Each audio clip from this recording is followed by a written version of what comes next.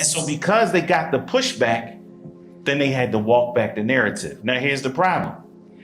48 hours of spewing a whole bunch of nonsense and poison to people, the walk back is not enough. And so now when a young Muslim gets killed, 6 years old, because some nut is claiming to be paranoid. Why is he paranoid? Because of the stuff that the news media is feeding him that's garbage and not even the truth. And yet we have these kind of consequences.